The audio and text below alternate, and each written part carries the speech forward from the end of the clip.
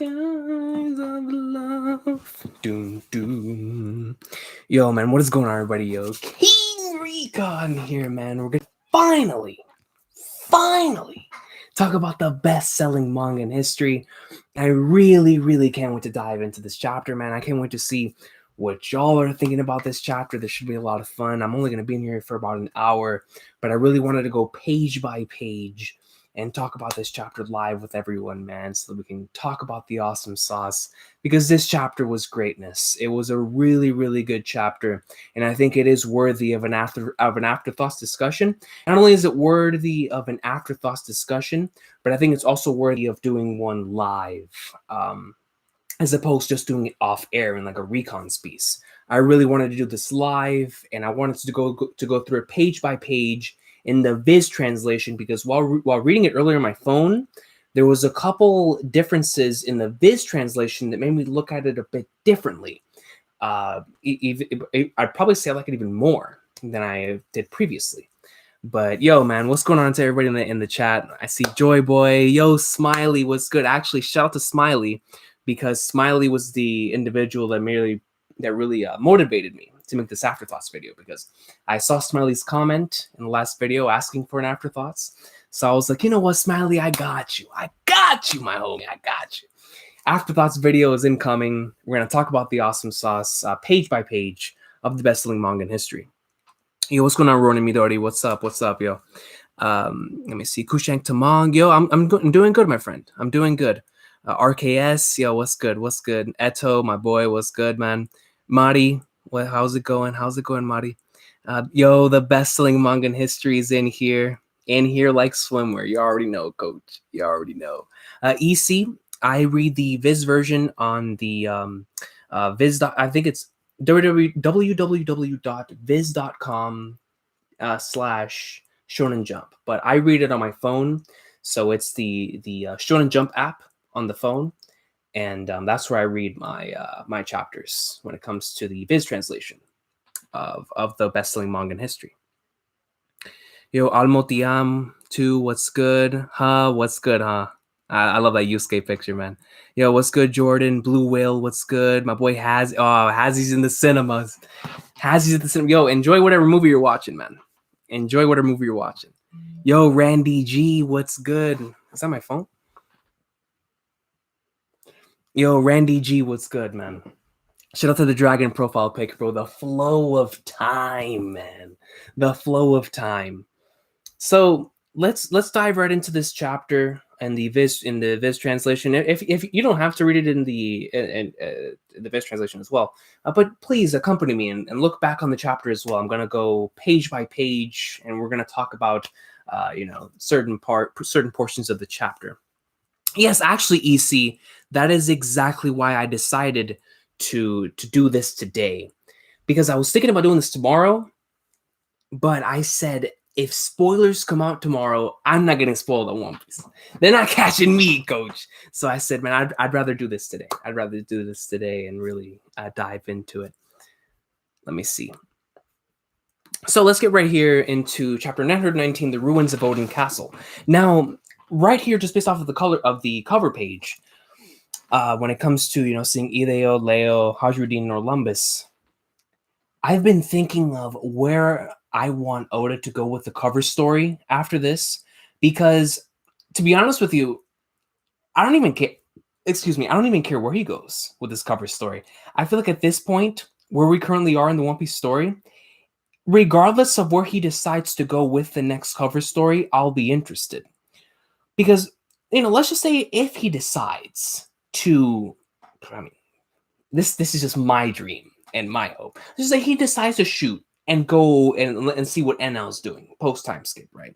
Or we could decide to follow Crocodile. We could decide and go and see what's going on with Machina. We could go and see what's going on with Kobe. We could go and see what's going on with flipping Django. I don't care. Buggy. I don't even.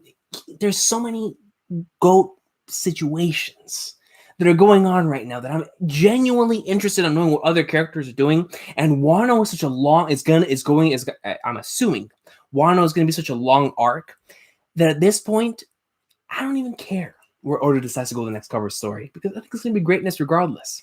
But the number one thing that I would love to see from a cover story personally would be a cover story on either NL or Crocodile. That's just a personal thing. And I know we've had them in the past, but it wouldn't hurt to revisit them post time skip. That's all I'm saying. That's all I'm saying, man. That is all I'm saying, coach. But let's see. Hold on. Let me come back to the chat real quick. I agree. Outstanding. This was an incredibly GOAT chapter. Yo, Wither Jockey, what's good, yo? What's good? Let me see.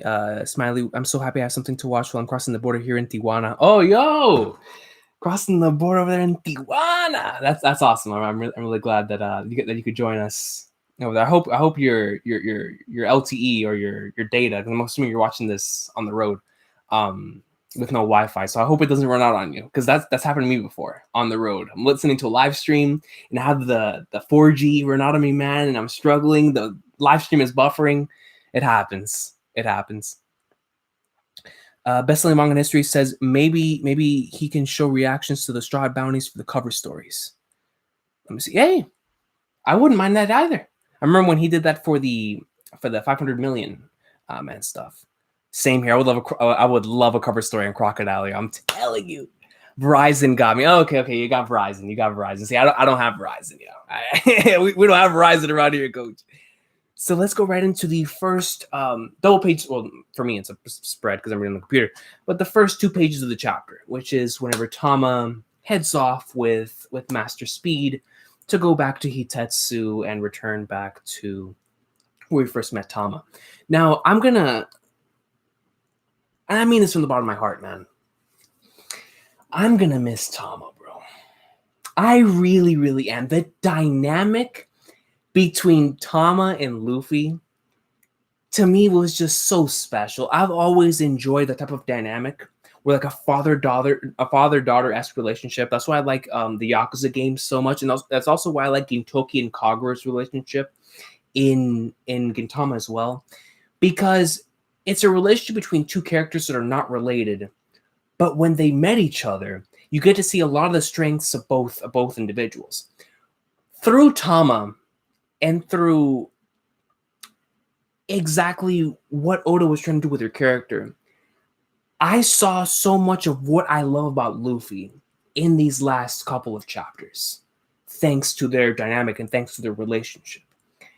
And just following this journey, smiling and seeing the cute and awesome flipping Tama panels, and also the crying and emotional Tama panels, and then finally having it all wrap up with her hugging Luffy and saying how much he reminds her of Ace, bro. And she's keeping that to herself because she doesn't want to tell him that, but she's keeping it to herself. And I'm gonna miss Tama, man. I really am. This entire prologue of Wano, as I call it, which was, right before we met Kinemon, so like last chapter, so like the first couple of chapters, the adventure with Luffy and Zoro, Kiku, and Osuru and Tama. I'm gonna miss Tama, man. It feels like she was already a part of the squad, but aside from that, I'm even more invested into what Luffy's gonna do in saving Wano and really towards the end of this arc, like what's going to happen in intertwining, how Oda's going to intertwine Hitetsu, Tama, and the entire storyline of Wano together, because we know that Hitetsu's waiting for somebody, and he's been waiting for a very, very long time, and I've been seeing a lot of theories saying that Hitetsu could possibly have been waiting for one of the retainers or whatnot. But regardless of what it is, what I'm most interested in is how that entire situation of how Luffy, because we already know that Luffy was determined because he had that promise with Momonosuke back in Zou that he was going to take down Kaido, bro, that he was going to lay the smackdown on Kaido, man. And now Luffy's triple determined after seeing what's actually going down here and promising to give Tama that every single day, 2 times over, where she could eat as much food as she wants, man. And I'm looking forward to seeing Luffy deliver on that promise. For some reason in my head, when I think of the end of Wano, I always have Tama and Momonosuke together because they're both kids, even though Momonosuke is technically like in his 20s right now, but it's still in his mind. Traveling to the future, Samurai Jack, Samurai Momonosuke, he's still 8 years old. So I always envision him and Tama together. But regardless, I'm gonna miss Tama a lot, and she's heading off with speed into the distance. So I'm gonna miss them, man. I really, really am. Let me look at the comments right quick. Dude, I thought Luffy was like a daddy to Tama at first. I still believe that. You know what I'm saying? Luffy acting like a true big brother this arc. Absolutely outstanding. Absolutely. When Luffy tells Tama he's Ace's brother, I'm going to cry. That's gonna be probably one of the most emotional moments in the series. And I'm gonna say that a lot during Wano, but I think that one in particular is really, really going to hit. I think that one, especially with the setup that we've already had towards that moment here in the beginning of Wano, but I think that moment is really going to hit, man. And if it doesn't make me cry while reading the manga, I can almost guarantee it's going to make me cry when I watch the anime. It's going to be beautiful, man. It's going to be flipping beautiful. Every Ace moment this arc got me emotional. Same, I'll say, that's my boy, bro. That's flipping Goldie Ace, man. That's my boy, dog. So let's go right here into the next page. And the next page, of course, is everyone thanking them for bringing all this food to them. You know, thank you for all the treasure, and for them, the treasure is food. Like I love how that's worded. Like, thank you for the treasure barge. And the treasure for them is food, bro, because they're finally able to eat, and as much as they want, man. Hell, we even get a panel of Grandpa over here saying, one last memory before I kick the bucket. My man said, one last memory before I kick the bucket, son. Basically letting the world know that if there's anything that he could have done before he died, it was to get food at the hands of the king of Luffy Taro, bro. Let's go, man. And then you have another one who's like selling it like it's a commercial back in the day. Like he says, oh, my baby's already feeling better. Like, you know, you watch those commercials, man. Or like they're like, oh man, I drank this, and by God, in 24 hours, I was able to bend like this, and now I'm going like this. Whoa! Like, you need to try this, and it's only $9.99. Like, he's over here, man. His baby's feeling better, and it makes me want to buy whatever he's eating. Like, he's selling it to me, coach, man. This man's a salesman on the same level as Usopp out here, dog. And then we have Law delivering a really awesome panel saying pirates doing nice things for people makes me sick. And it just goes back to what I was saying earlier, that this arc reminds me so much of early One Piece, to where we do this good deed, and then immediately you have some other character saying, oh, but we're pirates. Like, what are we doing this here for? But at this point, I don't even care, man, because Luffy's Luffy Taro here, man. He's Luffy Taro, bro. Screw the pirate stuff. My boy is a samurai in Wano. He is the king, and he do as he pleases, bro. That's all I'm saying, coach. That's all I'm saying, man. I actually really liked on the other side of this page, Kiku's sort of, she's thinking in her head and just like saying, you know what? I don't know if I can trust these guys, but I'm going to continue to follow them because of what I've seen thus far. Like, and then she even lies to them, you know, saying that, but this one has always wanted to see Odin Castle. But, you know, they, of course, in her mind, she had what we're going to find out here at the end of the chapter with the whole Master Key situation. And I'm still saying that Zoro was looking back because he wanted a shot of Kiku's booty, but you know, Oda will never let me live that down, man. And now for sure, because Zoro's lost again. So who knows when we're gonna see Zoro again? You know what I'm saying? And also, speaking of that, back on the first page, Luffy said he's gonna keep the blade. So of course that just means that he's a samurai. But I'm looking forward to the moment where Luffy does give that blade to Zoro, and when that's gonna be. But you know, Zoro got lost again. So who in the Flying Flagnars knows when that is actually gonna be? You know what I'm saying? Yo, Eric, man, it's good to have you on stream, bro. What's good? What's good? Yeah, man, I'm looking forward to being on the show, bro. Looking forward to being on the show, my friend.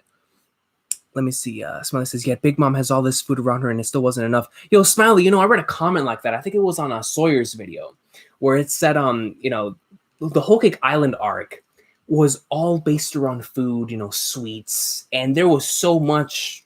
I mean, for God's sakes, the islands, the villains' powers were made out was made from food, and then we have here people in Wano dying from starvation. Man, I mean, what a contrast. You know what I'm saying? Let me see. But can you do this? Yeah. The Phoenix knows. The Phoenix knows, bro. Let me see. Team Mystic. I'm telling you, man. Team Mystic, the greatness. Tama's like that little girl from Skypiea arc, but more likable, in my opinion. Yeah. I mean, there's something about Tama, man. There's just something about Tama, bro. Zoro left so that Sanji doesn't get the smackdown. Oh, we gotta relax there, Eto, bro. We gotta relax, man. The raid suit? What? Come on, coach. Come on. Recon, do you watch football? Yes. Yo, speaking of that, man, I got FIFA 19 over the weekend, man. I've been going ham, coach. I've been going ham, man. And by ham, I've been getting whooped. But I'm loving the game. I'm loving the game, coach. Let me see. Zoro fell into a time portal. Yeah, man. Zoro Jack. Zoro Jack, bro. I'm telling you. Zoro Jack. Let's go right here into the next page. Now, this page right here, aside from the last page in the chapter, is the number one. Whenever I think back to chapter 919, aside from the final page, I think to this. This one means a lot to me, as I said in the reaction, because of the way that I grew up and how I still believe. I mean, of course, it's obvious now. When I was younger, man, it wasn't something that was widely accepted around where I live, man. Like, whatever's in the history books is facts. Whatever is in the history books is facts. And just growing up, man, where it was that I grew up, I always had this feeling that there was something that was always off. And I really do thank God that I was born in a time where the internet was available, even though it wasn't fast necessarily like it is now. But you still had the option to go online and really search up what you wanted to do. I would have done it at the public library regardless. But, it's just ridiculous to me, man. And just, thinking back and looking back on it, like when it came to history class, especially, which still pisses me off to this day because history was my favorite subject, aside from English. History was my favorite subject in school, man. And I remember just getting blowed at going into class, and you would just, now don't get me wrong, there was certain situations whenever history teachers would give their opinions on certain scenarios, and you'd be like, okay, these people are just saying what they need to say because they want to get their salary, but this is what they truly believe. But in other situations, man, you would go in there and you would have this teacher that would just give you this worksheet, give you what is in the history and textbooks, following the agenda. And then whenever you have the critical thinking portion of the thing, which is literally there to make you think and process outside of the box, it's just a question of it's just a long answer response. It's not a critical thinking question. It's a long answer response. And that really made me mad, man. And I'm glad that if people want to pursue a further education, you can educate yourself even further in college and whatnot. But at the very least, man, like in high school, bro, you got to have a critical thinking history class, man. For God's sake. And I know that now it's not as big as it was back then, because now, like with social media, you're able to see so much more of what's actually happening in the world. But by God, man, like I'm telling you, I wish that we really had the type of stuff whenever I was younger, man. Because it sucked. It sucked, man. And it was a damn shame. It was a damn shame, man, because I was just trying to talk to people and tell them, I'm trying to raise awareness about what you're truly learning is just one side, bro. It's just one perspective, man. You got to see it from the other perspective, dog. You got to learn about what truly happened right here. You got to learn that what you're celebrating as a holiday is that is not the actual meaning of what that was, man. It's like, celebrate your holidays. Sure, I celebrate the holidays, man, no question. But learn more about the history behind that thing, dog. Maybe it's just me, maybe because I like history, dog, but it used to blow me, bro.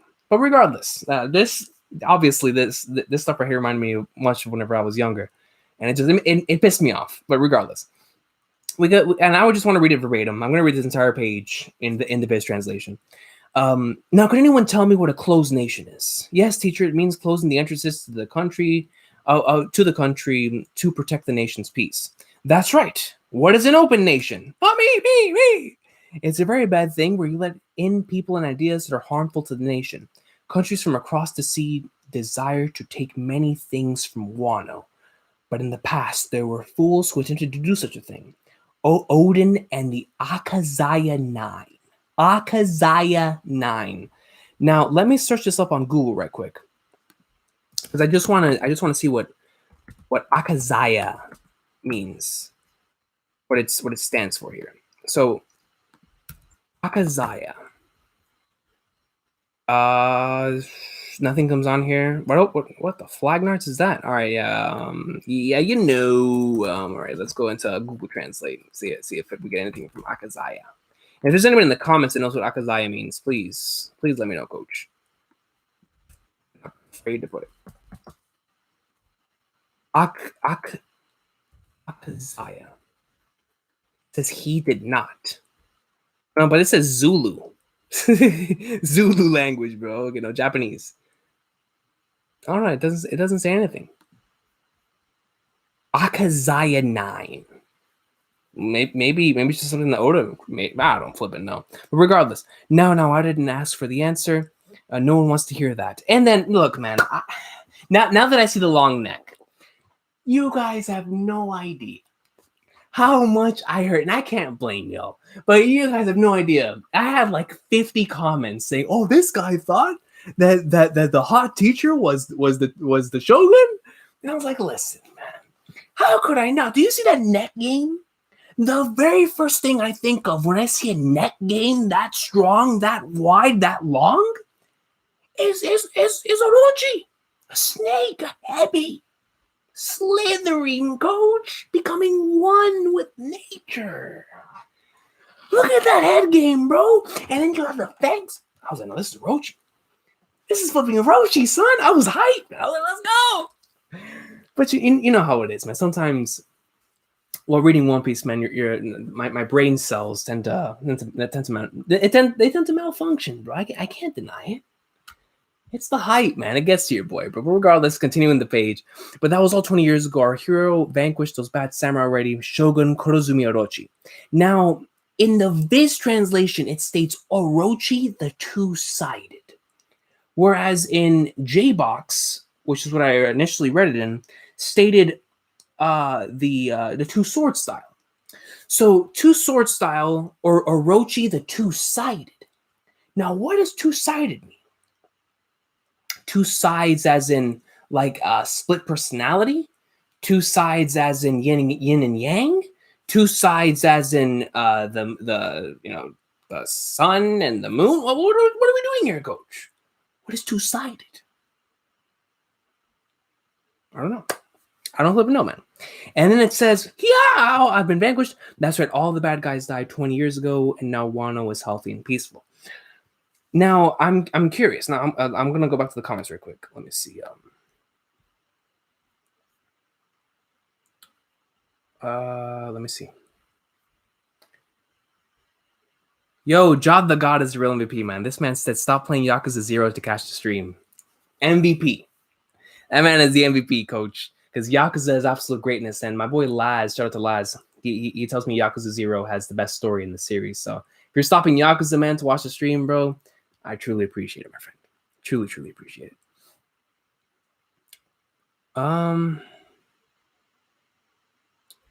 Let's take a look here. Oh, Laz is right there. Yo, what's up, Laz, man? Moshi Mosh.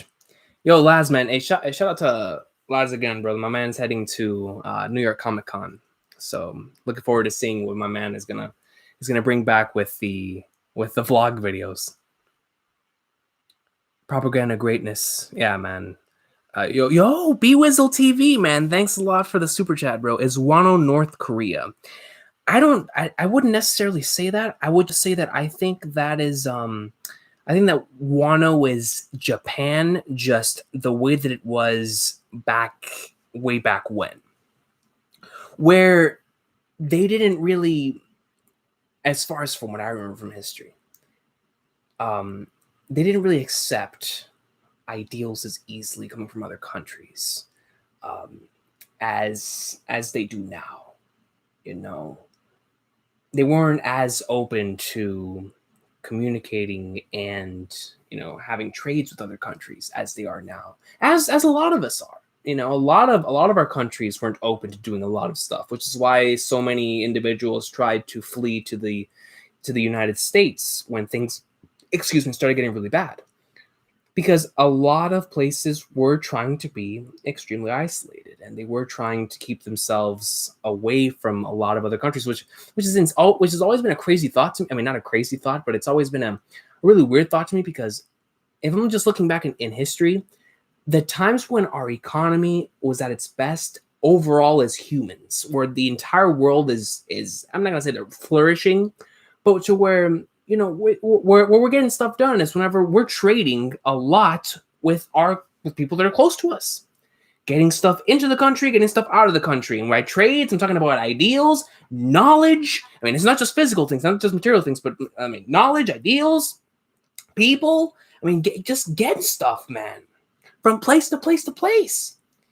And I feel like there was some point in time to where that just, they were like, nah, coach, we're done with all that, and we're just gonna say screw it. We're just gonna deal with whatever we have here.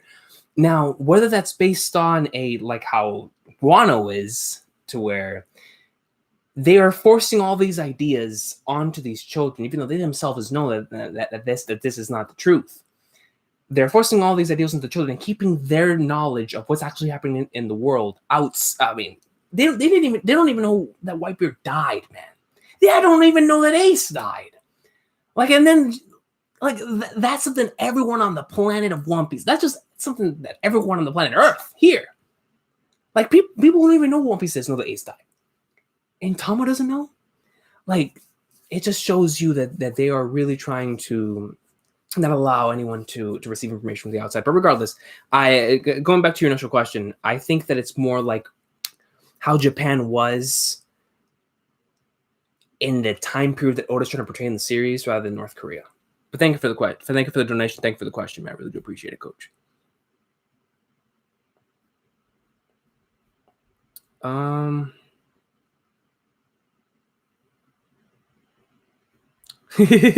Family Guy 10 with the neck spaced out. Let me see. Akazaya apparently means clan, so clan 9. Clan 9. Clan. Akazaya. That's a beast name, bro. Akazaya. Mustafizer123. Yo, what's good, my friend? He says 2 personality. And then, okay, so 2 personality, so like a personality. And then Family Guy says 2 play style. 2 play style? What in the flying flagners does that mean? 2 play style. So you have 2 sword style, then you have the 2-sided, and then 2 play style. Flying flagners? And then best-selling manga in history says 2-sided, and he's weak, but he acts tough. That's interesting. He's weak, but he acts tough, so he's like a stand-up type of character. Orochi, famed 8-headed serpent of mythology, Yamata no Orochi. It feasted on the flesh of young maidens in Izumo until Susanoo tricked it and killed it. Okay, so that's this is based off of mythology. Orochi, famed 8-headed serpent of mythology, Yamata no Orochi, is feasted on the flesh of young maidens in Izumo. Yeah, man. Let me so yeah, that's why I love this particular page so much. It reminded me back to my childhood, and why I tried to raise so much awareness, and why I still try to raise awareness to everyone that I live with. It's a natural thing, man. I just like people to know the truth, man. That's all it is, bro. Not only that, but I also want people to think critically, man. I want individuals that I know and I care about to go out, and whenever they have this portion of history that is engraved in their minds thanks to school, man, I just want them to look at it through a different perspective. That's all I ask for, bro.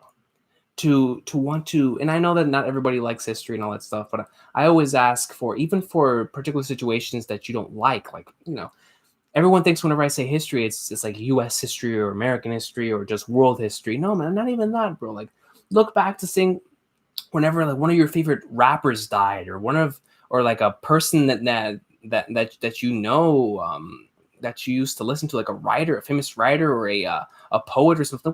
Whenever they died, man, don't just look at what it says in the flipping text. Look beyond that. Look beyond and try to find out the truth, man. But regardless, man, we continue, man. That's just a personal thing of mine. Now, here is another version, and actually, let me pull up JBox right quick because I want to have both versions side by side for this particular page. So right here, we run into Koshiro, and in the JBox version on top, it says, "Hiccup, Lord Orochi is such a cautious man." All right. In the Viz translation, it says, "Hiccup, Shogun Orochi sure is a coward." With the cautious man, I was like, Koshiro is most certainly under this man 100%. But when I read it in the Viz, and it says Shogun Orochi sure is a coward, it just made you look at it from a different perspective. Like, interesting. So Koshiro is not 110%, 100 loyal follower under Shogun Orochi, man. Like, Shogun Orochi is not almighty, all being, all powerful to this guy. Like, he has his faults, and to him, Shogun Orochi is a coward. And I want to read this thing panel for panel right here, right? So it says right here, Shogun Orochi sure is a coward. Koshiro, you speak too loudly. Shut up, you jackass. Don't be a wimp. So what if anyone hears? It's only the truth.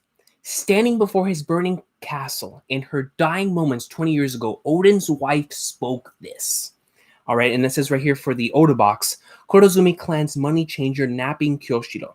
And then we get the panel of Odin's wife. You are the moon unaware of the dawn. May your purpose be fulfilled and cast 9 shadows on the night woven of 20 years, and you shall know the brilliance of the dawn, man. Such an excellent line. I like them in both versions. I really like that the particular speech or as I'm calling it, an incantation. I'm still sticking with that, man. I'm still sticking that is the incantation that sent them into the future stem.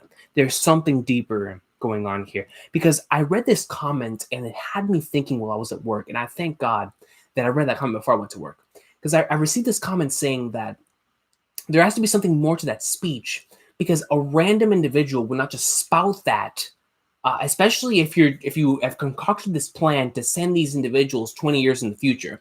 You're not just going to yell this randomly in front of Kaido and the Shogun. Like you know what I'm saying? So if they did hear it, it's either because they wanted them to hear it, or it was an incantation, or the thing that sent them into the future.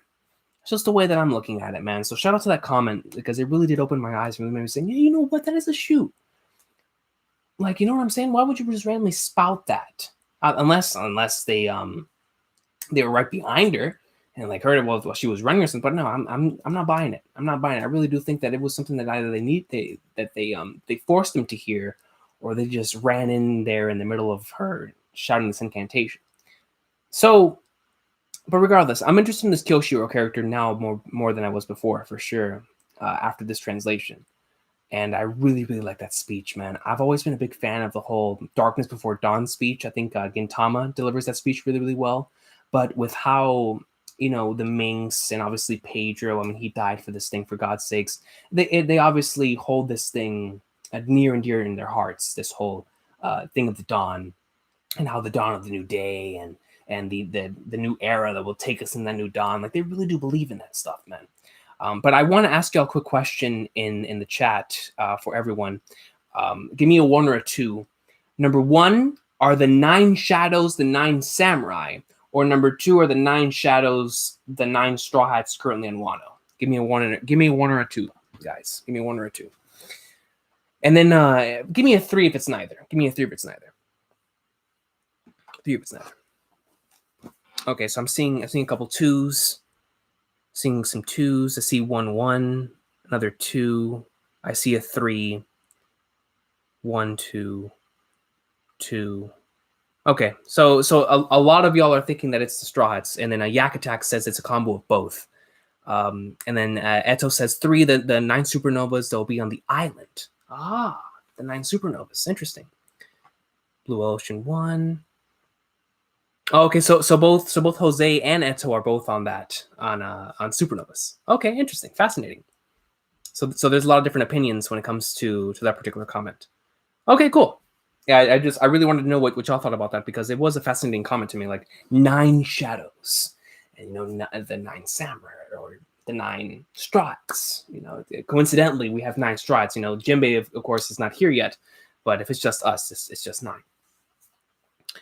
So Miwazo TV says 2. Luffy said he already can't be a samurai without Nirai Kitetsu. That is a shoot. 9 strats excluding Luffy, including Jinbei. Oh yeah. That is also a shoot.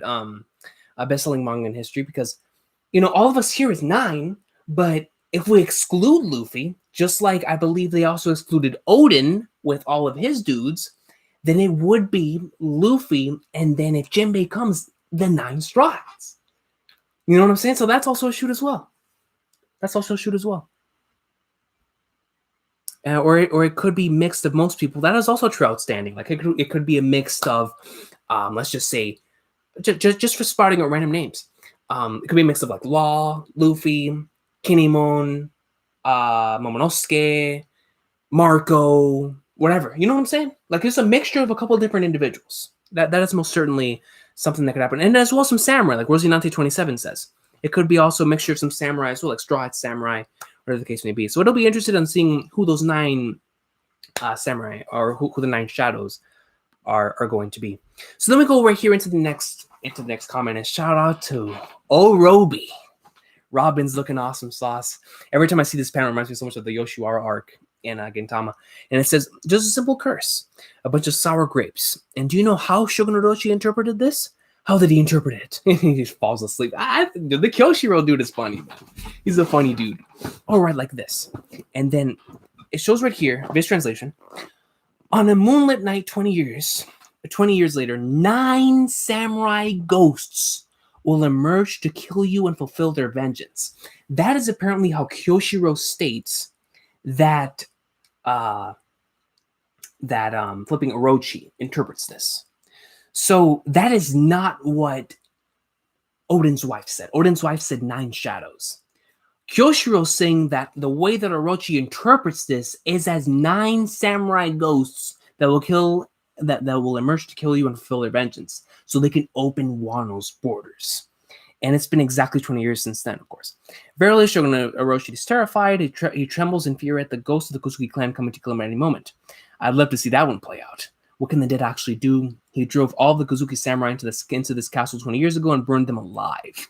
Now, I just want to talk about 3 things right here. Number 1, like I said before, Koshiro is a very, very fascinating character, and he's obviously neutral. He is a character that really he likes to watch the world burn, and he's looking forward to seeing the sort of stuff that's going to happen here and how everything's going to play out. Who are these 9 individuals? He clearly calls Shogun Orochi a coward, so he wants to see him fail, or not necessarily fail, but he wants to see him get exposed for the coward that he is. Excuse me. And it's going to be fascinating to see Koshiro's character from here on out, and how Oda decides to play that. But the one thing, or the second thing here, which is why I believe that Oda's going to give us this flashback sooner than we actually think, or if not the entire flashback, definitely. You know how Oda sometimes tells a flashback through one perspective and then comes back and tells the rest of it through another perspective? I think we're going to get that here with the Odin flashback. The reason why I say that is because he has been leading up to this flashback and giving us little bits and pieces of what actually happened. And here in particular, he gives us the biggest, where normally like in a flashback, even though you know the fate of the characters, he doesn't tell you how that fate happened until you actually get into the flashback. But here, he says he drove all the Kozuki samurai into the castle 20 years ago and burned them alive, basically telling you how Shogun Orochi went about it. One of my favorite things about the way that Oda handles flashbacks is that he never tells you how things happen. He just tells you just know that Bellamere is dead.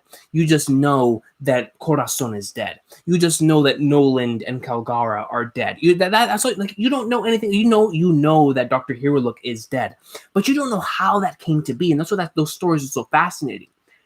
But here in this case, he tells you exactly how it happened, which is why I'm really, really fascinated in seeing how he's going to tell this flashback. Because he just told us how it happened, but of course there's more to tell than that. And that's why I think that we're going to be getting it soon. And if not the entire flashback, then definitely from one perspective, from Kinemon's perspective, for sure. But regardless, those are definitely two big takeaways that I got from that. From that particular portion of the chapter. Robin and Suki, best courtesans. Hey, that might be a shoot. That might be a shoot, man. Rona Midori says, I have a feeling Moria and Ors will play a part in this arc. Maybe Weevil and Marco too. I'm definitely on board with all four of those. I think Ors, if not in this arc, I still think that Ors is going to play a pretty big role in the overall overarching story of One Piece. I think Ors still has more. Because I am aboard that theory with the insignia on Orz's belt being what we see on top whenever Im-sama goes, or Instant Messenger Sama goes to go check on the giant straw hat. So I think that's going to be there. But when it comes to Moria, Weevil, and Marco, I most certainly expect all three to be here in Wano without question. Yo, Ibrahim Mughal, man, it's good to see you, yo. It's good to see you. All right, so let's take a look here into the next portion of the chapter. So right here we get this really, really nice, and Oda usually, he likes to dedicate an entire panel or an entire double page spread whenever we get to a new place, but no, this time he decided to give us in a little corner the ruins of Odin Castle, and then he decides to dedicate the rest of it to the reactions, Luffy's reactions, Kiku's reaction, and seeing everything that we already know about it so far. So it was a fascinating take on how he decided to tackle us seeing the ruins of Odin's castle for the first time. So reading it verbatim here from the Viz translation, we're here, there's no castle, I told you they were ruins, and it looks really nice here. Really does remind me of Zou, and even more so that I'm currently rewatching the arc in the anime with Khan, with Uzumaki Khan, and because I'm catching up to his reactions. And I just finished episode 772, I think it was last night. And, you get this outside shot whenever Zach. Shout out to Zach, man. Shout out to Final Fantasy VII. Regardless, Jack, whenever he's coming in and he's going to invade Zou, you get this really nice outer shot of Zou from the outside. Like if you were taking a camera looking at it, like you took a bird and shot him directly up into the clouds. And you're seeing it, from a bird's eye view, Zou. And this was the very first thing that I thought of whenever I saw this particular panel right here, which makes sense because they're intertwined with each other. Their destinies and their stories are intertwined with each other. So Kiku looks away immediately. The moment you see that panel of Kiku looking away, you're like, yeah, something happened. Something happened with Kiku, and you know that somebody important to her was here. So we see, hey, Kiku, what's up with her? Zolo went off and then we get that thing, and Zolo went off somewhere, and freaking Zoro went off on his own somewhere, man. So we'll see where Zoro ends up. He'll probably be in Raftel next time I see him. So this place is kind of creepy. 20 years without visitors will do that. Graves, and then you see everyone's graves on here, of course. And then let's go into the next page right here. And then, this entire page right here was straight up jokes, man. I was dying. This man Law is a troll, bro. This man Law is on some classic freaking Madaog and Tama stuff in episode 282, man. With oh man, yo, Law was on his trolling game, bro. He was really pushing the ghost agenda hard, Skip. This man Law was pushing it hard, bro. We get to see Kenny when he comes out. This man has explosive diarrhea, bro. He's in the struggle. My man is in the struggle, coach. And then right here, and one of the most, this was something that I really did not expect. You guys remember that one Recon's piece where I spent the entire video, or not the entire video, but almost the entire video, talking about possibilities for what happened with Kiku. Not once did I mention that Kiku was a freaking subordinate of Keening. Master Keen! Master Keen! And when she loves Keenum, she dives on him, jumps him, you're like, yeah! Master Keen, baby, you finally returned. Oh, how this one has awaited you on pins and needles. Kiku, what are you doing with them? And it's so cool because Kiku then asks the same thing, like, you know them? It's like, what are the flying flag nerds? It's like, oh, and then I love Kinemo's response to this. He's like, I don't even know where to start. I'm like, do I explain this to you first? Do I explain this to Luffy first? Like, I don't know what to do, coach. And it's really cool because Momonosuke himself is even like training his swordsmanship skills. It's really dope. And then I really love how Kiku, because she is so used to not seeing anyone call Luffy or call Momonosuke by anything other than Lord Momonosuke. Anything other than that is blasphemy, right? And this man Luffy's like, Momo. And immediately, bro, it's like, all right, have it. You know, I'll take it, man. It's Luffy. And then in the following panel, we finally get to see the Straw Hats, and you guys have no idea how happy I was to see them and to know they're okay. Because I really thought that Oda was gonna do something crazy with all the Straw Hats and how we were not gonna see them again. I mean, of course, we get to see Sanji after we don't see Zoro, right? So, and it's still the Whole Cake Island crew. It's still the main squad from Whole Cake Island, and they're still wearing the same exact clothes that we saw from them back in chapter 7 in not 700, I'm sorry, in chapter 910, whenever they originally made it into Wano. So they haven't changed their clothes yet or anything, of course. So it fascinates me how this man Oda is still really delaying this Straw Hat reunion for that epic moment, man. And I'm okay with it. I'm okay with it because I know that Straw Hat reunion is going to be one of the best moments in the entire series. Bro. And I'm super excited for it. Now, before we get into this last page, let me look at the comments right quick. Oh, flipping flag nerds, man. I hit the wrong button. All right, let's see here. Yeah, what's good, Shrek Savage, bro? With the Sanji meeting Luffy and Khan's reactions. I need to catch up to that, man. Definitely can't wait to see that. Kiku was straddling Kanemo. You know, stuff has happened between the straddling. Yo! Let me see. I have a theory. This is traveling through time aspect. What if it's something more like she put them in a stasis where they woke up after 20 years instead of actual time travel? You know, Speak, I'm on board with that, man. I'm on board with that where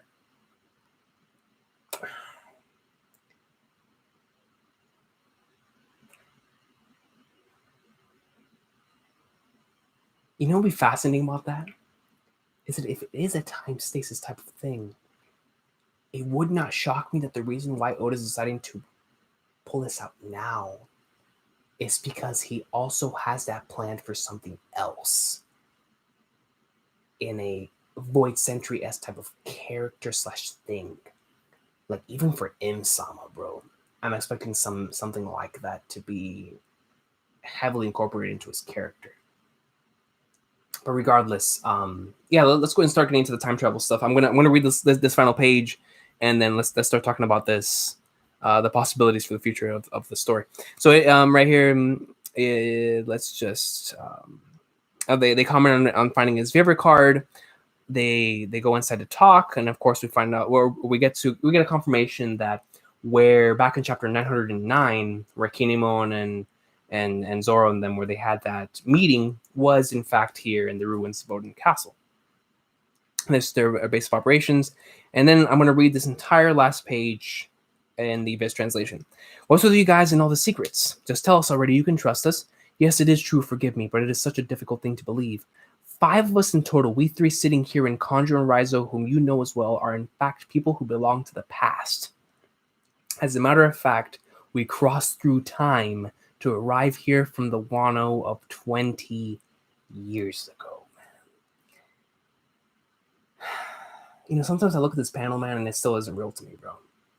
And it's crazy because the week before this panel, or the week before last chapter, Marco dropped that theory about the Wano being stuck in time, or right? being a country lost in time. And then Oda hit us with that grave cliffhanger, and now we get this. So I'm just thinking to myself, man, like, had Marco never released that theory, bro, how ridiculously shocked would like everybody have been? You know what I'm saying? Like, not only that, but like, would we have been as extremely accepted to the idea had that not happened? I think I still would have, because I've always been interested in time travel. I've always been interested in how Oda would handle the concept of time travel within his own story, because we know how Oda takes these other fantasy elements from other series and incorporates it within the boundaries of his own world. And that's been one of my favorite things about One Piece, is that even though this is a series that has a lot of crazy and out there stuff, it's always stayed within the boundaries of the rules that have been placed there by Oda. So I always wanted to know how he would tackle something like time travel. So I'm really excited. And I've seen a lot of theories. I've seen a lot of comments, from this being Uranus to the one that I share in the incantation, to Speak saying that right here about the time stasis, and how instead of time travel, it's more like they were just stuck in time for 20 years. Other people are saying it's the island itself that has this issue. It's a lot of things, man. I've seen a lot of things, but one thing is for sure, and one thing that I want to ask y'all, and it's going to be another one of those 1 and 2 things. In the comments, man, give me a 1 if we get a flashback next chapter. Give me a 2 if we don't get the flashback next chapter. Because I think that just based on the way that Oda ended this week's chapter, I think at the very least seeing what happened on that night, skimming through it, is inevitable at this point. I might be wrong there. Oda could break my ankles again. But I do think that he is going to end it, or he is going to give us this next chapter in a direct continuation. And even if we don't get the direct flashback, we might get a narration from Kinemon narrating exactly what went down that night. You know, skimming over a couple things, of course, and we'll get another flashback. But I think we're going to be getting a lot of details next chapter when it comes to the time travel situation. I think that Oda respects the intelligence of his readers. And I think that Oda respects that this is a concept that is going to be hard to swallow for a lot of us One Piece fans, and it is a concept that he is that he wants to immediately show us that we can trust him with. I mean, I already trust him with it because it's flipping Oda, but he wants us to be assured that we can trust him with the concept of time travel, and I think he is going to give us that right off the bat. Because if not, I don't think that he would wait to give us that until like midway through the arc.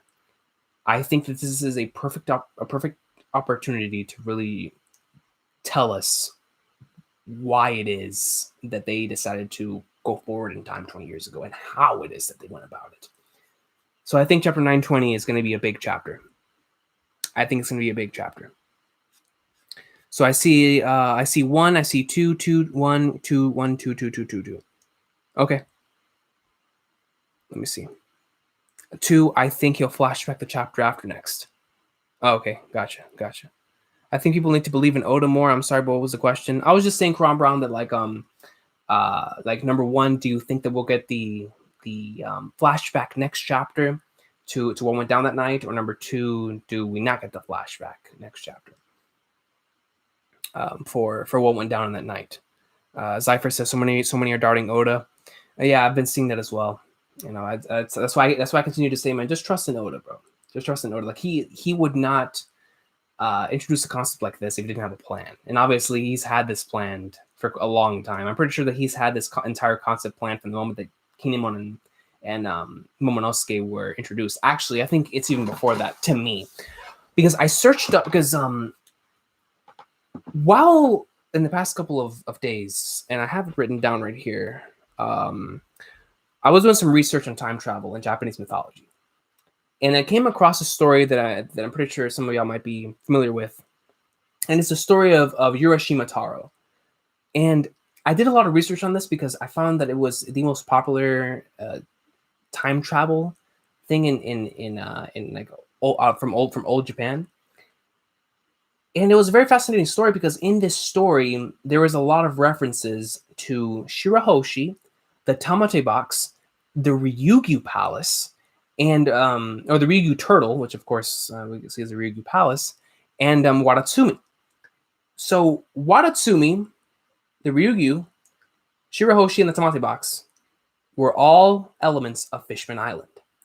And I just thought to myself, okay, so what this tells me is that Oda did a lot of research on this Urashima Taro situation.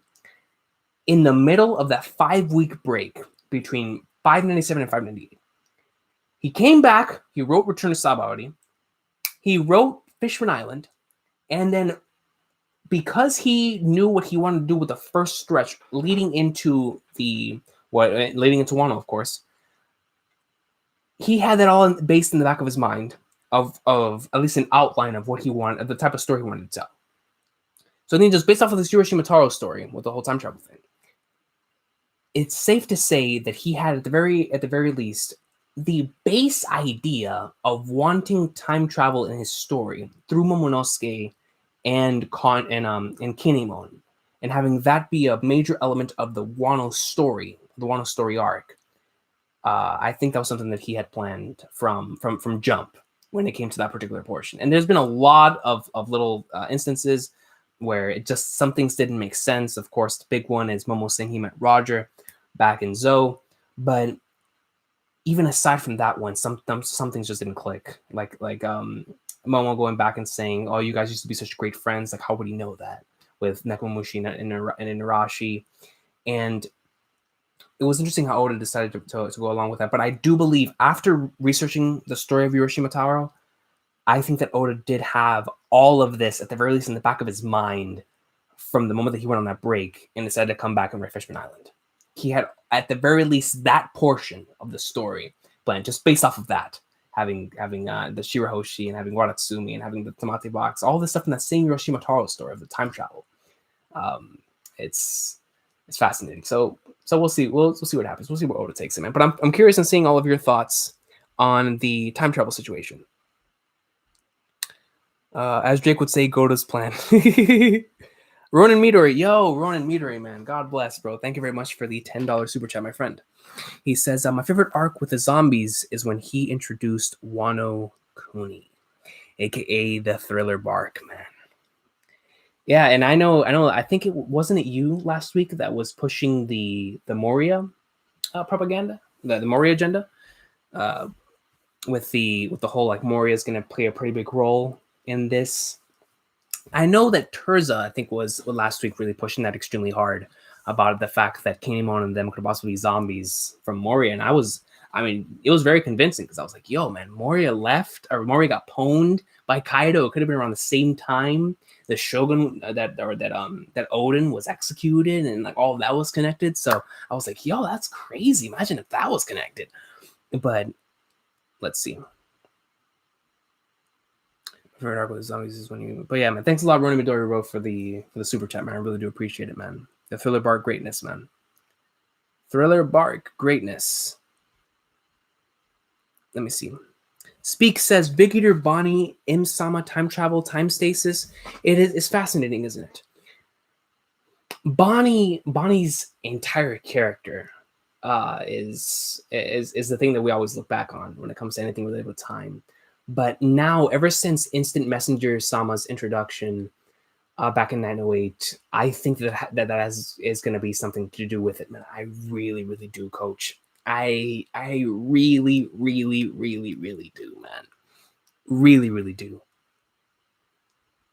It's just Oda introduced him at the perfect time. Oda introduced him and then went right into Wano. Like telling us he's gonna introduce this concept right here in Wano, and it might even be relevant for what's gonna take place around the story with Instant Messenger Sama. And I would not put it past Oda. I really, really wouldn't. Which would be very fascinating to see how he would handle that, because it's so interesting, man. That entire Im-sama situation. But regardless, I have one question for y'all.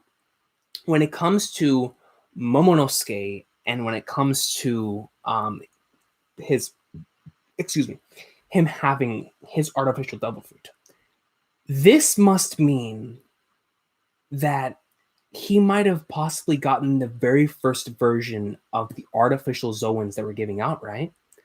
Because if Momo had that artificial devil fruit years ago, then would that mean that he possibly had the first one?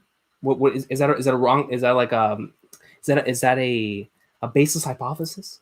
Yeah, right? Like is that wrong to think that Momo could have possibly had the very first version of that artificial Zoan fruit? Not only that, but if some, because I'm still a big believer that Luffy's gonna ride, and listen, don't take it in the way that it might sound.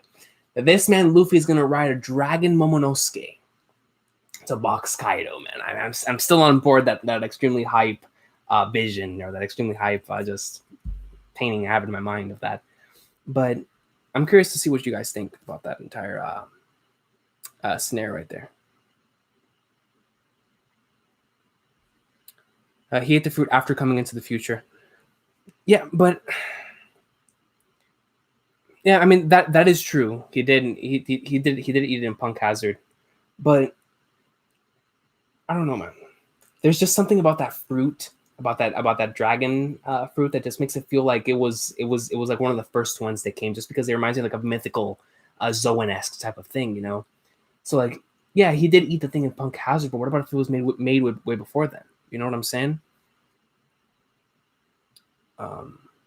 Exactly, Eto, bro. You know what I'm talking about, man. Luffy's gonna Dragon Daivu down into Wano, bro. He's gonna Dragon Daivu onto right into Kaido's face.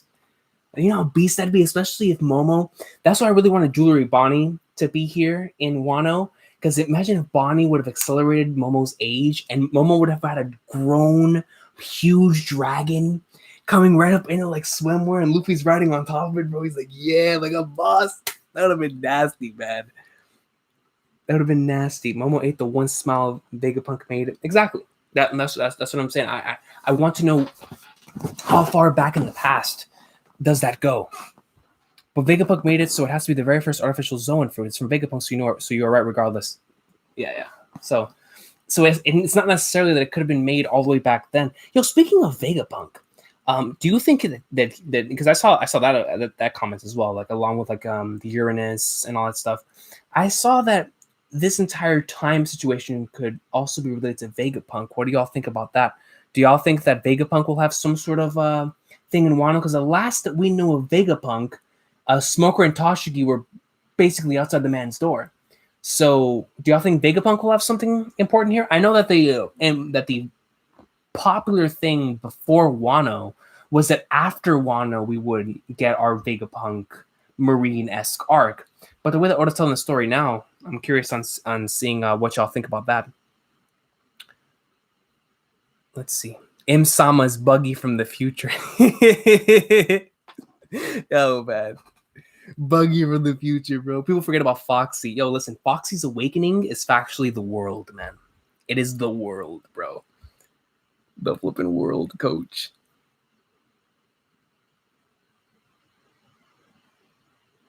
Let me see. Dragon Momo with Gear 5th Awakening Luffy. I'm telling you, man. Don't be shocked, dog. Don't be shocked. I mean, 500 years ahead on everyone else's a feat for Vegapunk, so I wouldn't count him out. That is the most certainly a shoot, Jose. That is most certainly a shoot. The man is 500 years ahead, man. That's a flipping fact, dog. Maybe a flashback of how created the smile. You think we could possibly get that here in I mean, what better way, right? Fabian, what better way for Oda to introduce the concept of or not the concept, but the flashback of creating the smile, and the reason why he decided to create an artificial Zoan fruit in the first place, then behind the individual who is utilizing these artificial Zoans to mass this huge army, right? Like who else better for that? You know what I'm saying? Like, now that you bring that up, I think that's a pretty high possibility. Not an extremely high possibility, because I'm still not sure if Vegapunk's going to be in this arc. But if Vegapunk is in this arc, and we do see him, it would not shock me in the slightest. Actually, I would probably more so say I expect flashback on how the artificial Zoan / Smileys came to be in the first place. So, yo, Smiley, thank you very much for the $10 super chat. I really, really do appreciate it, my friend. Smiley says, One Piece is the only series that gets me excited for flashbacks. See, when it comes to flashbacks, I can't lie, I'm a sucker for them in almost any series. But my favorite flashbacks in general, I can't necessarily say my favorite flashback, just flashback comes from One Piece, because I still think my favorite flashback in general is Gintoki's flashback in Gintama. But overall, as a whole, as in like you take all of the series together and present us the flashbacks from each individual series, there is without question that One Piece has my favorite set of flashbacks in anything. And when I mean anything, I mean anything, bro. The amount of quality, incredible, phenomenal flashbacks that we've gotten in the series is out of this world, man. And all of them have made, almost all of them have made me tear up. They're beautiful. They're beautiful. They're masterpieces, man. So yeah, Smiley, most certainly, One Piece has the most phenomenal flashbacks. And I think the greatest thing about the flashbacks in One Piece is that there's a huge variety of them, where like some of them are extremely sad, some of them are sad and informative, some of them are extremely informative, and there's just some that we can't wait to see. Like, bro, just like you said, Smiley, you know how much all of us are dying for a Roger flashback, or a flashback of Rocks, a flashback of Im-sama, a flashback of the Void Century? Like, it just doesn't have to be a sad flashback for a Strahd that's joining. By God, if we can get something in the quality of the Mont Blanc Noland and Kalgara flashback, but for Roger, for Rocks, for Void Century, for in this very arc, I still believe we're gonna get a flashback on how the Poneglyphs were originally made with the Guzuki clan. Like, all that stuff is just fantastic. Joy Boy, like, come on, man. No question, Smiley. When I think about it that way, there is absolutely no question that One Piece is definitely the main series that I get excited for when it comes to flashbacks. Because there's just so many things you want to see. Prime Whitebeard, like, God, Luffy's birth, Dragon, Luffy's mother, like, so many things that can be explained through flashbacks, and Oda just continues to tease us. Look at me right now. We're all talking about this time thing, and I'm here just asking, I want the flashback to how all of this came to be. Like, it's just so good, man. Oda's flipping flashbacks, dog. Oda's flipping flashbacks. Let me see.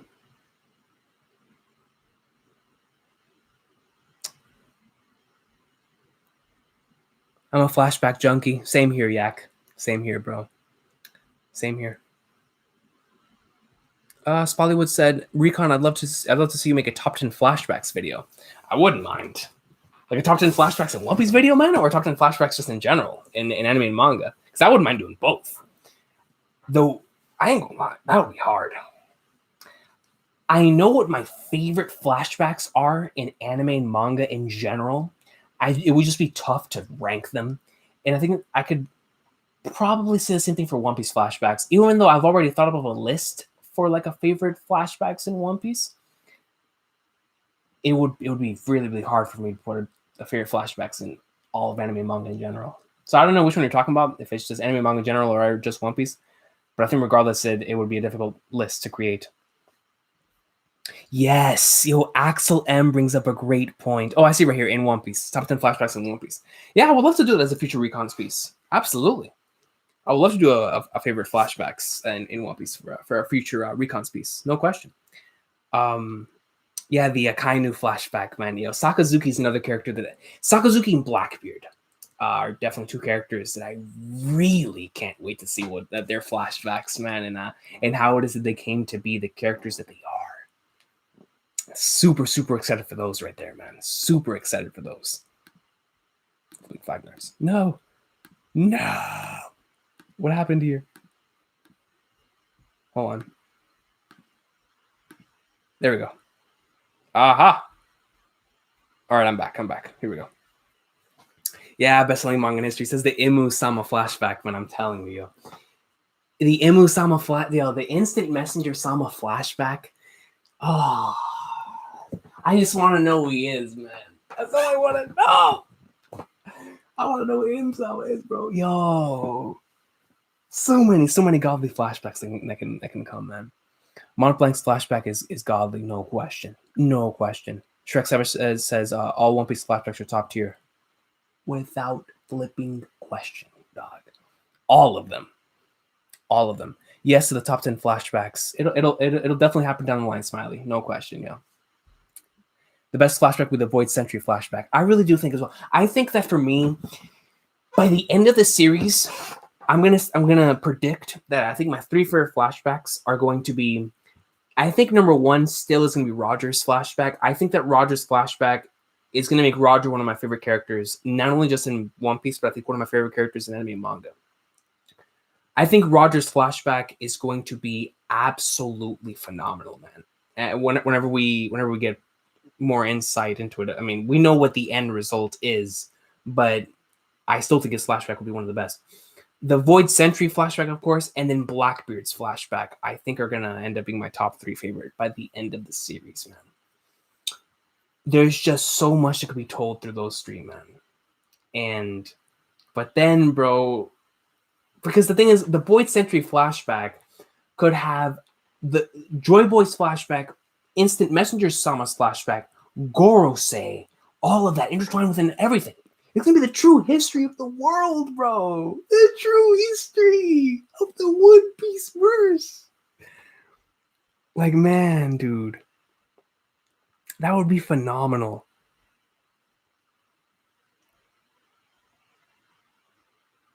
Recon, if you really want to flip your wig, Roger's last words to Rayleigh was, "I won't die, partner." And Whitebeard told Teach that he isn't the man Roger was waiting for. Yeah, man. I've been seeing those comments as well, and it's crazy, bro. I can't throw out the idea. I mean, I'm still on board the wagon that Roger is in fact dead. But by God, man, I don't even know One Piece anymore, bro. You know what I'm saying? And if something like that were to happen, even though it's an idea that right now, like in my head, I'm like, I wouldn't want to see Roger to still be alive. But if something like that were to happen, I think Oda would somehow make me like it. You know what I'm saying? To make it like an interesting part of the story. But I do think that Roger is dead. I really do believe so.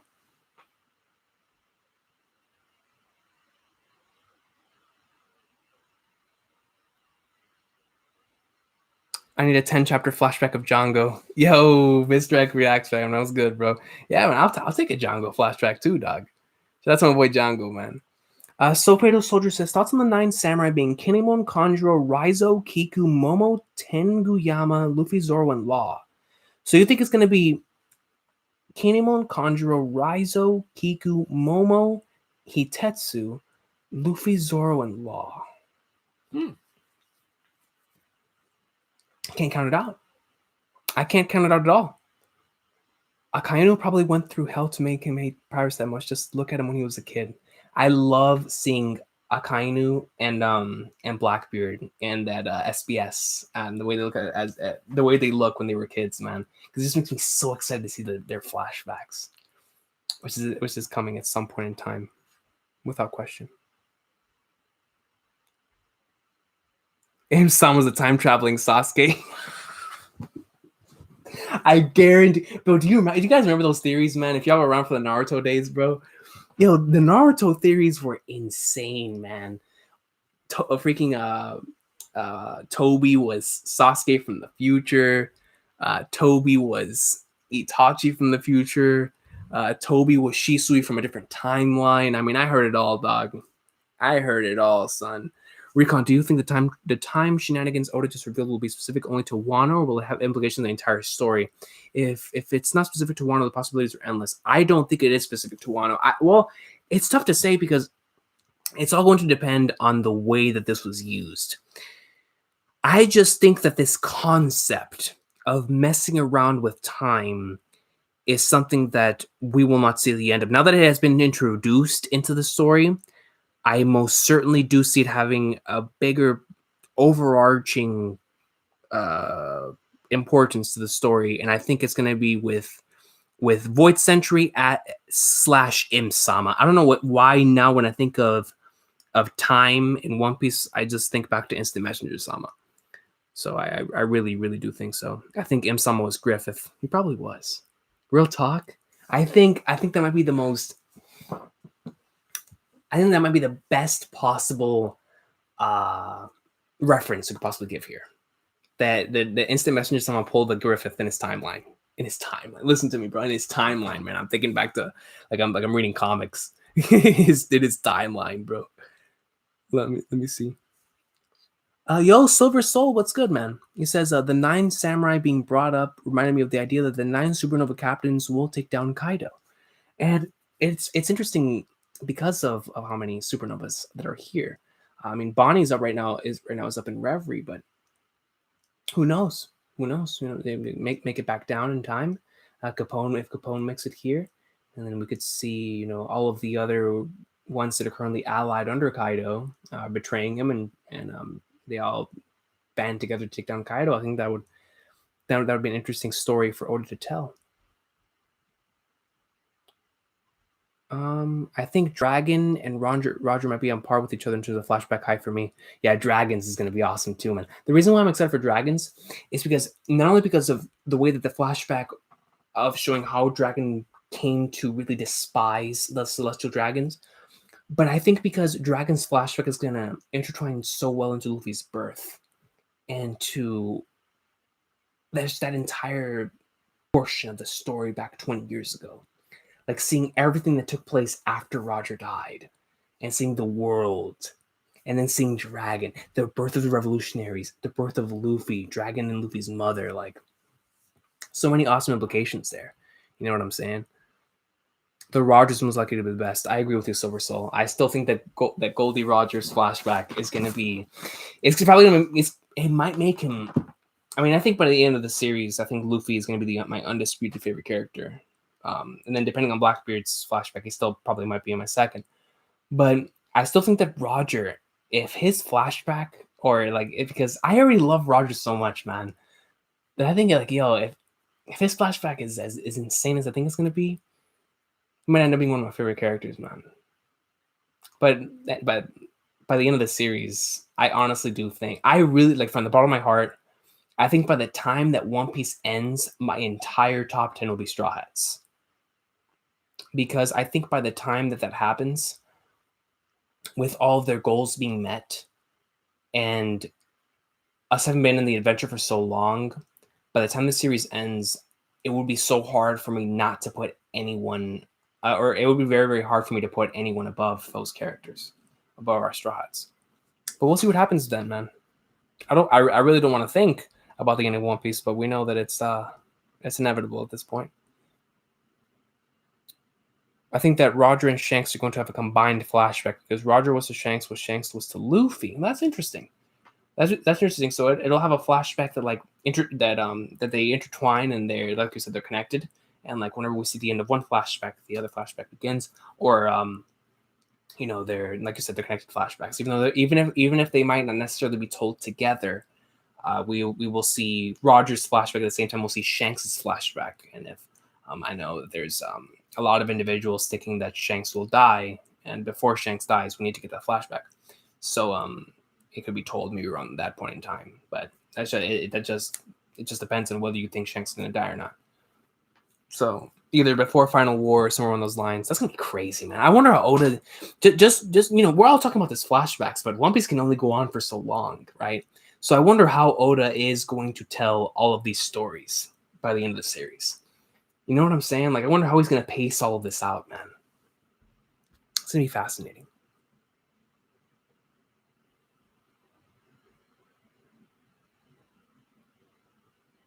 Hey, Recon, there's a theory that says Whitebeard was a failed giant experiment. When Whitebeard died, there's a point when he went red with steam, just like the kids from Podcast. They call it old age, but I don't know. No, I'm not sure about that. I don't think Whitebeard was a failed giant experiment. But that would be interesting, just based off of where he was born, and how they're trying to play into that entire scenario. But I don't think Whitebeard was a failed giant experiment. I think that would be very, very weird. Just considering what we know about Whitebeard. I wouldn't want his name and his legacy and his beastness to be tainted by something like a failed giant experiment. I just want Whitebeard to be just that guy that was that big, who was just that beast. But then maybe that's just me. Toby is the ramen guy. Shout out to Hitman Reborn. That's all I'm gonna say. That's all I'm gonna say, man. Shout out to Hitman Reborn for the ramen guy. This month we get more info on the data book. Oh yeah, that's right. Yeah, for the Vivicard data book. Is this Reverie arc the only One Piece arc that has no flashbacks? For some reason, I'm expecting us not to get a world government flashback, but rather a short. Your comment cut off right there. So like you're not expecting a world government flashback, but a short one. Because for me, the world government's flashback is going to be intertwined in the Void Century flashback, because the Void Century is right before the birth of the world government. So all of that is intertwined. That, to be honest, the world government's flashback is, the world government's flashback is the Void Century flashback, without question. I'm not sure why, but when the time reveal happened, my mind went to Nami's background and the fact that she was abandoned. What if she was abandoned during the Void Century and ended up in this time? Nah, bro. I don't think Nami was abandoned during the time of the Void Century. But once again, I can never dismiss the idea. But I don't think that Nami came from the Void Century. So that would be interested on seeing how Oda would just want to play around with an idea like that.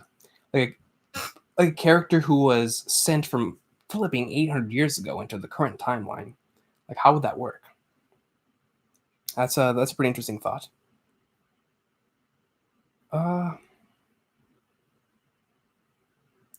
Im-sama is Joy Boy. I've been seeing that a lot.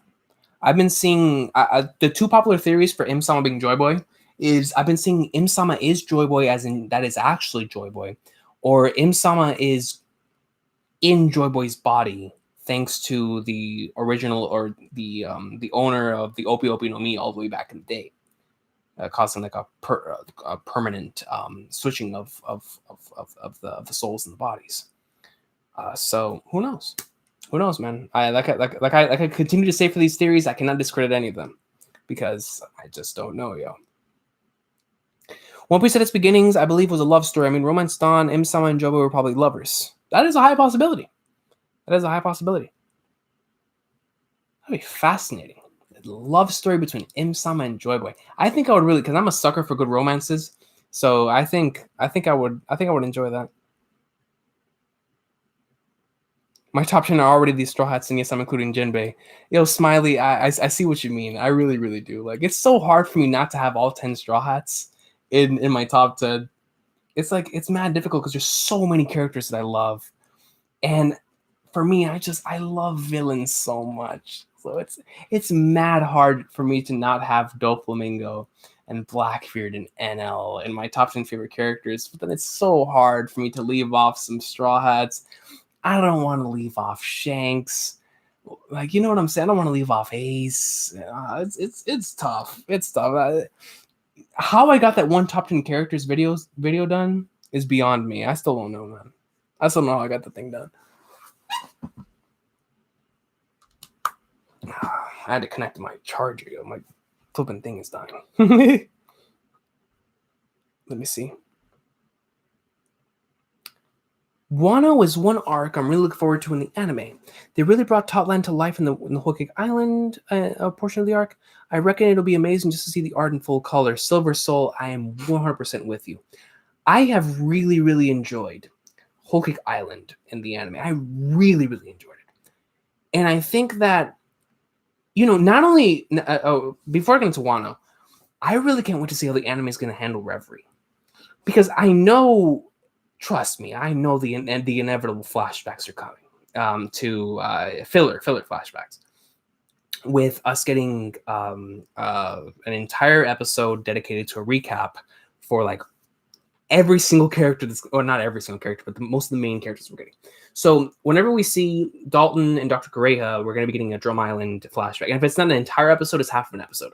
When we see Vivi, I guarantee you we're getting half of an episode dedicated to an Alabasta, or if not the whole episode dedicated to an Alabasta recap. Same thing for Shirahoshi, and same thing for Rebecca. I can guarantee that right now, bro. It's Toei, dog. It's Toei. But aside from that, aside from what we know is coming, I'm looking forward to seeing how the anime is going to handle the end of chapter 906, how they're going to handle how they talk about rocks in the anime, and I'm looking forward to seeing how they're going to handle the Imsama. That in the last 3 pages of chapter 908, I'm very excited to seeing how they handle that. But aside from that, yo, Wano, I can't wait to see some of these episodes of these chapters animated already, man. I can't wait to see the first chapter of Wano, how they decide to reveal Wano in the anime, because the manga, the way that Oda did it was so cool. Having it be like a curtain opening and you just see Wano right there, that was awesome. So I'm looking forward to seeing how the anime is going to handle the reveal and showing Wano off for the first time. I really can't wait to see how the anime is going to handle, Luffy and Zoro together, and with Kiku. And I'm looking forward to seeing how Kiku's going to sound in the anime. I can already hear Tama's voice in the anime. I don't think it's going to be very difficult to find a character that sounds like Tama in my head. Tama just sounds like a classic small Japanese kid that you'll hear like in an anime. So that's the very first thing that pops in my mind whenever I hear Tama's voice in my head. But I'm definitely looking forward to seeing Wano come to life in the anime. And we're going to be seeing it for a long time, because if we expect Wano to be a very, very long arc, not only, which I think should be around the same time that we're going to be getting new OSTs, because I think Wano will be getting, or we will be getting to the Wano portion of the anime at around spring or summer next year, right? If that's the case, then around that time, the movie should be either close to coming out or already having coming out. And with every movie, we get new OSTs. So if we're getting some new OSTs for Wano, baby, I'm in there like swimwear, coach. In there like swimwear, man.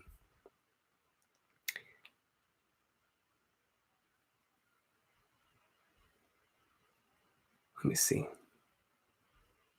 When One Piece ends, it's going to be weird. It is, man.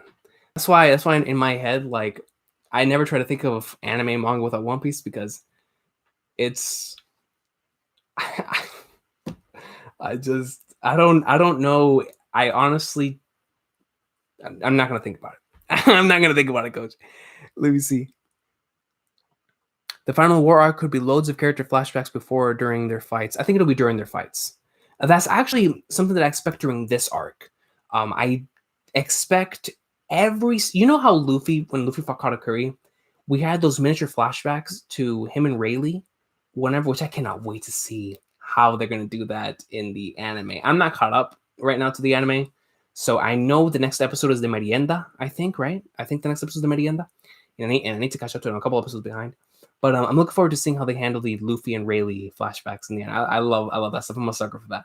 But I think that, going back to the topic at hand, I think that in Wano, during their individual fight, which I do believe they'll be getting individual fights, during their fights for the Straw Hats, I definitely do expect us to get flashbacks to what they were doing during the time skip. Like, I definitely do expect us to get flashbacks with like Usopp, with Chopper, with Zoro and Mihawk, with Robin and whatnot. Like I most certainly expect to see flashbacks to what they learned, what exactly they learned that is helping them towards the situation at hand in Wano. And I think that Oda's been saving those flashbacks in similar situations. He was saving the Luffy versus the Luffy when Rayleigh, more of that flashback to the Katakuri fight. I think that Oda's been waiting to showcase some of those flashbacks for those fights in Wano, which I'm really excited for, man, because I really enjoyed them in the Luffy and Katakuri fight. I'd like to see them back in the flashbacks. This time, give me some second. Give me a couple seconds.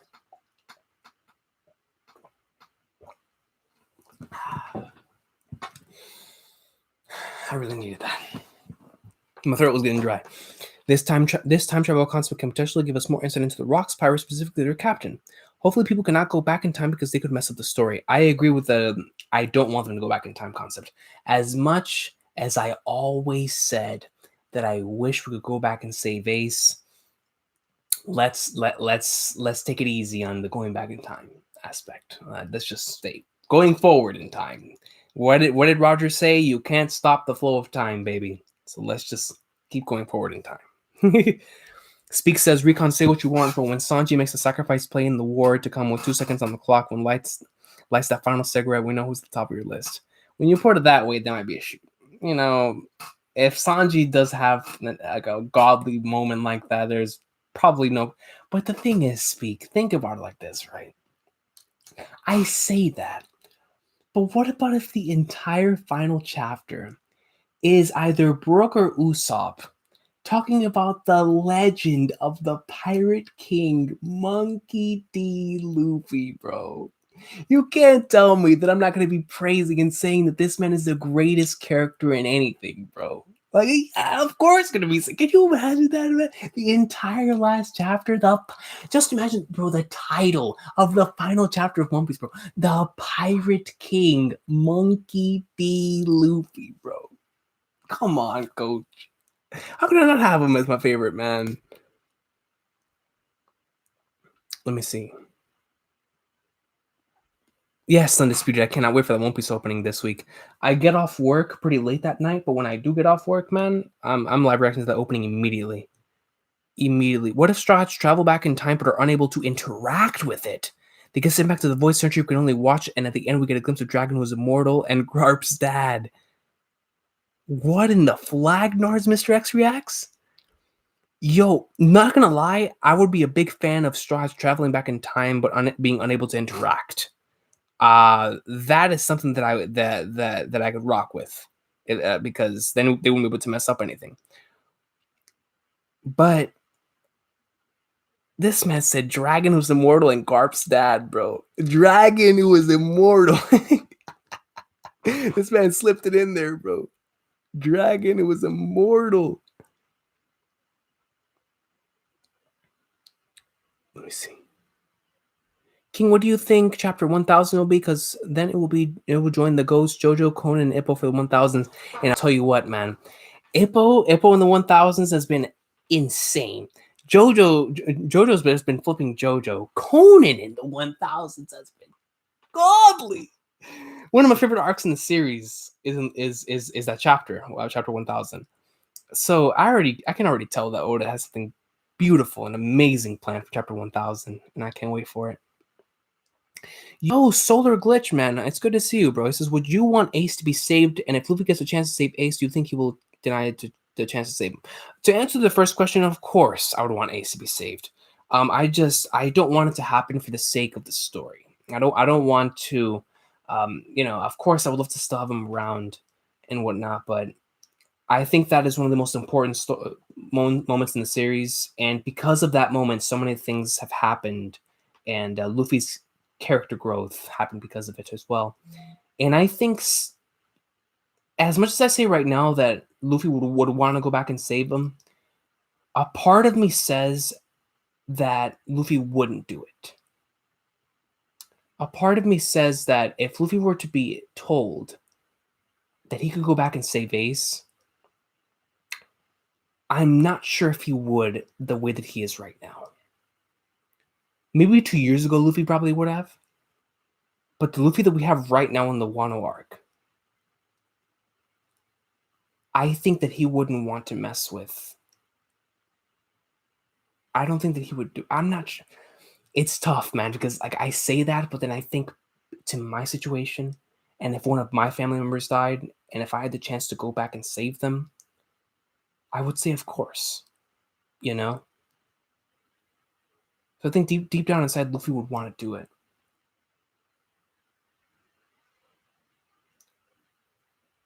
But I think he's already come to grips with the fact that Ace is dead.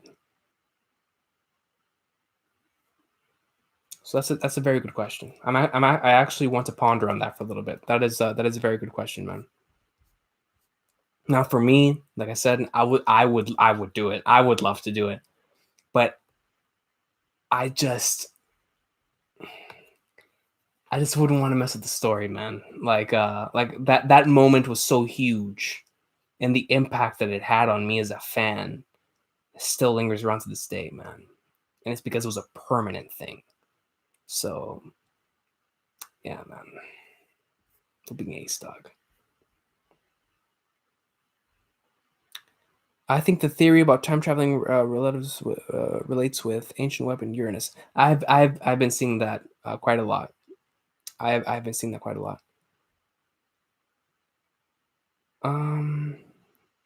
Yeah, Retro Samurai, me too. Me too. I'm extremely excited for opening 21, man. It's gonna be sick.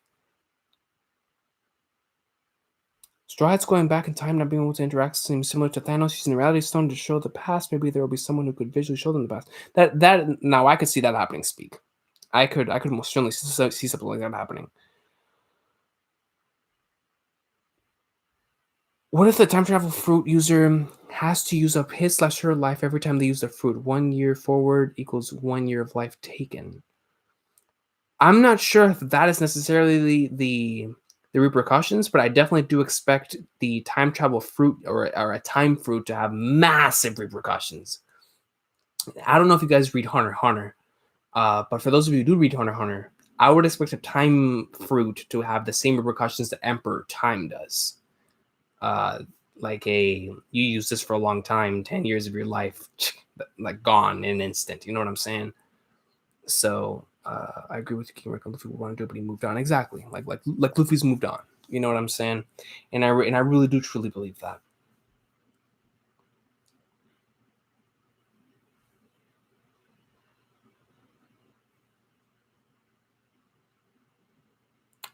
Dragon is just a nickname for Drobo who's been immortal. That's why he has no fishermen in his crew because he wants to free them completely. Anyways, I'm back to sleep. Right?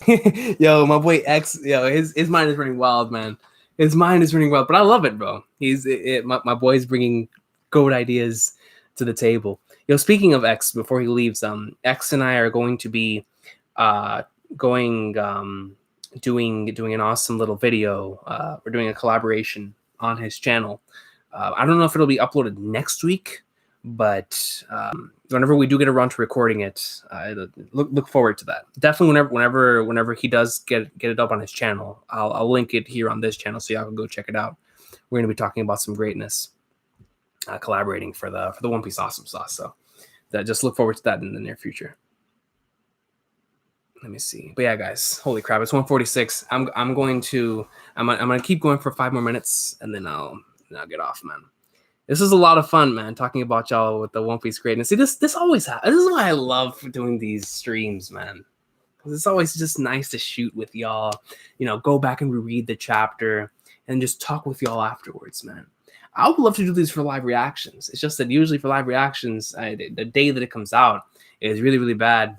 And the day the chapter comes out is really bad, and I have to record the video, and then the video's already long enough. You guys know me, man. I freaking takes me like 30 to 40 minutes to read a One Piece chapter. Then I have to go to work or I have to do something, and it is what it is, man. That's why I always enjoy these live streams, because when they do come, it's always fun just talking to y'all.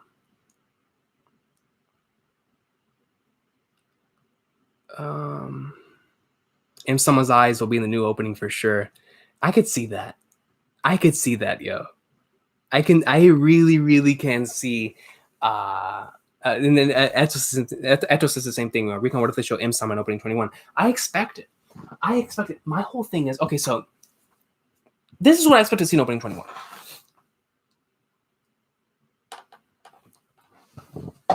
I expect to see Luffy and Katakuri throwing hands. I don't expect us to see Snake. Well, I don't think they're going to spoil everyone a Snake Man. I don't think so. So I think they're going to keep that off the air. But I do expect to see Luffy versus Katakuri. I expect to see the raid suits, like all of the Germa again in raid suits, indicating what happens later on. I expect a little insight into the Bad End musical for chapter 900. Most certainly.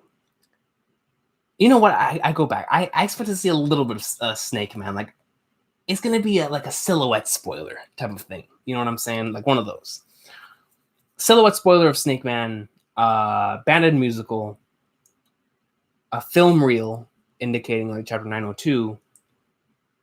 Kobe will have a pretty big thing in the opening. I'm not sure if they'll show how he is now, but I'm pretty sure we'll see Kobe in the opening.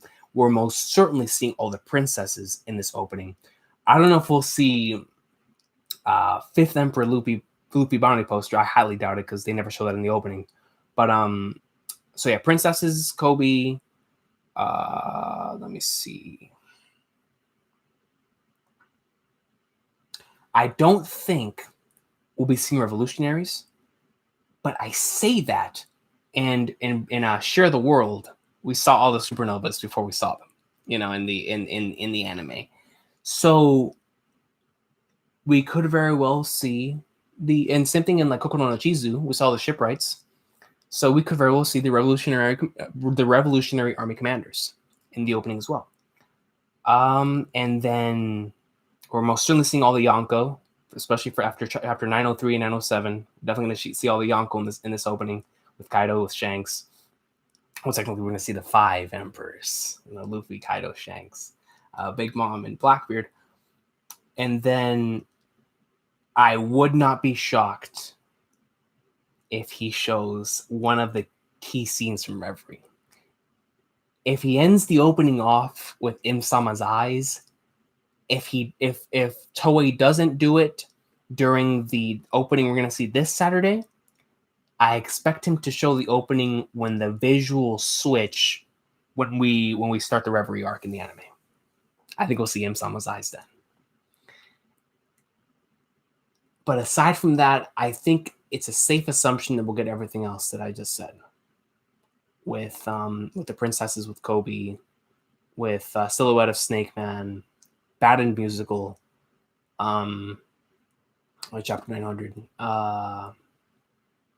and then of course seeing a little bit more the Holy Land possibly, and then all the 5 emperors and whatnot, and it'll be nice. It'll be nice, man. Yeah, I can't wait for that episode in the anime. Chapter 903 in the anime. It's gonna be one of the best episodes in the whole series. Yo, yeah, that's a good point. The flipping the empty throne. We might be seeing the empty throne as well. Let me see. A hint of Snake Man, absolutely. And then an opening with the Straw Hats voice actor singing the opening like they did with We Are. That's still my favorite opening in the series. And I continue to say that. The opening, the special opening, which is opening 7, that they did for the recap episodes in Eni's Lobby, that's my favorite openings in the series, man. Just the Straw Hats singing We Are, dude. It's legendary. So yeah, Eto, I forgot about the empty throne, man. That could be definitely something that they show in the opening as well. Can't wait to see Shanks smile at a certain bounty. Yeah, bro. Absolutely. Agro Solar Glitch Shanks as well. Oh yeah. Best-selling manga in history says Sulong Carrot as well. Yeah, I forgot about that Sulong Carrot. Because even though it is very close to happening in the anime onlys don't know about it. So we could possibly see Sulong Carrot and the anime opening as well. Unlike I did with opening 20, and it's crazy, right? Because the reaction to opening 20 I did has been featured in like so many flipping videos, which like has been like half and half happy that I didn't say what was in my heart in those in that thing. Like I was holding back because I didn't end up spoiling people because I'm pretty sure a lot of anime onlys watched the video that was shared to God knows so many people. And then the other half of me still regrets not saying everything I wanted to say. This time around though, when the video starts, I'm gonna say that. Listen, if certain things show up on the screen, I'm saying what it is. Or if not, if at the very least I'm not saying what it is, I'm reacting accordingly because I'm gonna be mad hype. Like if I see Snake Man, I don't know if I'm gonna say Snake Man, but I'm gonna be yelling, "Yo!" I might flip my microphone. My camera might fly if I see Shanks and Im-sama, bro. Who knows? But I'm not holding back this time, man. I don't give a flying flagnard, dog. I don't give a flying flipping flagnard, man. You have a Phoenix and Doflamingo laughing all chained up, bro. That'd be beast. That'd be flipping beast, man. But yeah, guys, I'm going to go ahead and end it here, man. I've got to get going, man. I've got to get some sleep before work in the morning. But I want to thank everybody for stopping by. This was an awesome stream. Afterthoughts, great. See, this is why I love doing these Afterthoughts videos, man. Shout out to the streams, man. They're always a lot of fun. Yo, Running Me already said Lucci, bro. That's a shoot. Seeing my boy Lucci in the CP0 outfit, man, looking sick. But I really do appreciate everybody who stopped by. Shout out to everybody that donated too, man. Y'all are the real MVPs. And yeah, I really do appreciate y'all just stopping by and allowing us to have a conversation going back and forth and talking about the latest chapter and stuff that's gonna happen in the future, man.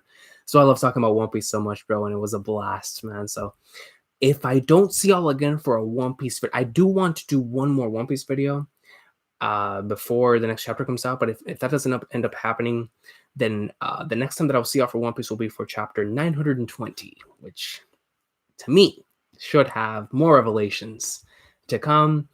And so I'll see y'all. I believe chapters come out early this week, which means it'll be coming out on Thursday. So I will see y'all then, man, for the awesome sauce of chapter 920. And I'm extremely excited for the future of the series. As you can obviously tell, a lot of us are excited for the future of the series, and it's going to be really awesome from here on out, man. So I will see y'all next time. Have an awesome sauce of a day. It's going to be flipping beast. I really can't wait I believe it's going to be Thursday when the chapter comes out. If not, then Friday will be the next somewhere. So I will see y'all next time. Peace out. And I hope all of you have a blessed night. And just remember, yo, that the teacher in the room is the Shogun. And that's a shoot, bro. The teacher in the room is the flipping Shogun, bro. Let's go, baby. Yo, I got called out on that so many times, bro. Good times, man. Good times. It's all in the love of the culture, bro.